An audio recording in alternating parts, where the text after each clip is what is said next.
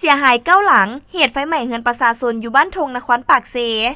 หนังสือพิมพ์เจ็ดป่าไม้รายงานว่าวันที่2เมษายน2026เวลาประมาณ20:30 นาทีเกิดเหตุไฟไหม้เรือนประชาชนอยู่บ้านทงนครปากเซแขวงจำปาสักอิงตามข้อมูลจากเจ้าหน้าที่แผนกตำรวจสกัดกั้นและต้านอัคคีภัยกองบัญชาการป้องกันความสงบแขวงมีเรือนที่ถูกไฟไหม้หมดหลังมี5หลังคาคือ 1. เรือนนางกิ่งอายุ47ปีอาชีพพนักงานลาวโทรคมซื้อผัวเท้าสีอายุ47ปีอาชีพพนักงานแพทย์ประเภทเรือนไม้ 2. เรือนนางเวียงอายุ74ปีอาชีพประชาชนประเภทเครื่องกอเครื่องไม้ 3. เรือนนางลัดอายุ55ปีอาชีพประชาชนประเภทเครื่องกอเครื่องไม้ 4. เรือนเท้าเหลืออายุ75ปีอาชีพประชาชนซื้อเมียนางแสงอายุ73ปีประเภทเครื่องกอเครื่องไม้